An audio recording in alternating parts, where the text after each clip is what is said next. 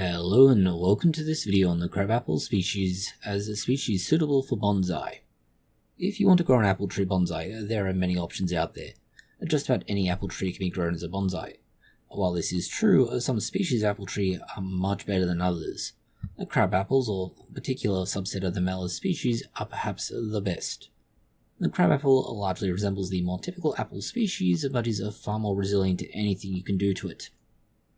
The crabapple bonsai resembles a normal apple tree, but with a small, colourful fruit, normally preceded by light pink to white flowers.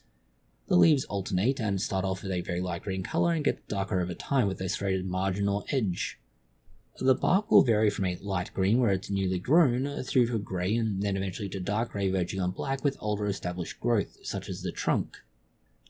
The trunk itself, and larger branches for that matter, have a knurled or knotted and rough appearance. The new branches are smooth but have clear ridges or sections from which new growth will appear. The bonsai crabapple is typically seen as an informal upright, but can be styled as a cascade and other less formal styles such as raft, or perhaps it's better to say it's unsuited to anything formal. Your crabapple bonsai needs to be pruned carefully as they grow readily. This means you need to control the growth and redirect all that energy to where you want development to happen. Otherwise you end up with a mess. And that happens fairly quickly. Pruning should be done in late autumn and late winter. To prune to maintain style, you can do that throughout spring, but bear in mind that that should be very light pruning.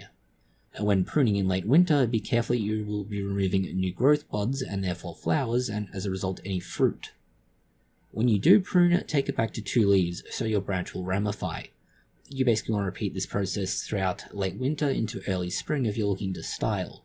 If you're just maintaining style, well, don't worry so much about that.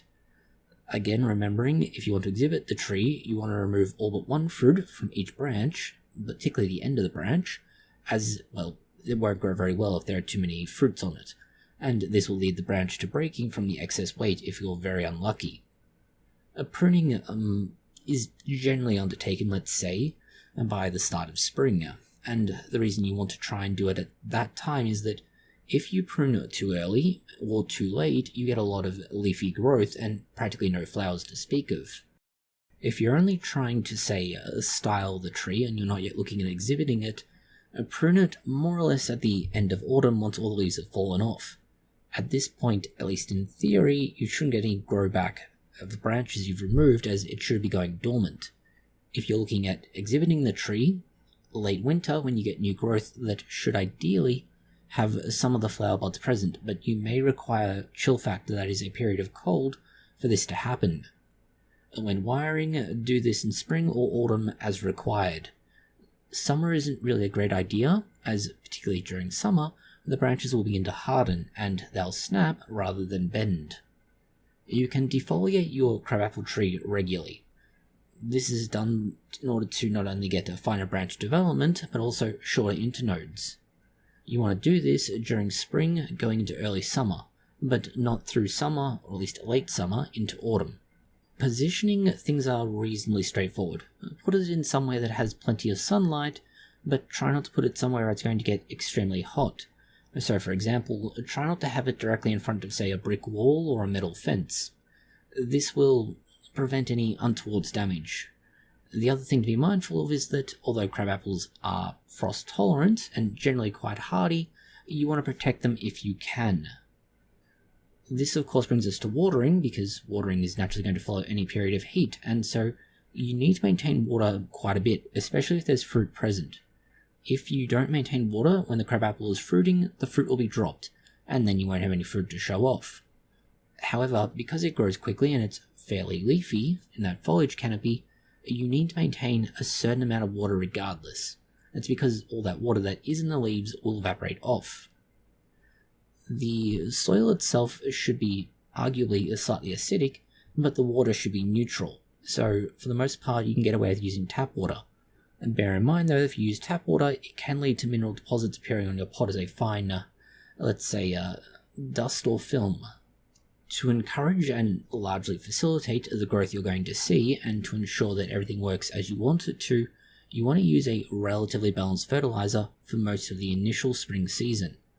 You don't want to use anything high in nitrogen compared to everything else, because this will have several effects, one of which is you'll get lots more leaves and long internodes, but you won't get flowers or fruit development. So a reasonably balanced fertilizer is better. This will also mean that you get the necessary growth that you want. If you're looking at, say, trying to get development of a very early tree, you can try using certain ratios that, let's say, mix this up a little bit, because you don't necessarily need a lot of flowering, but you do want development.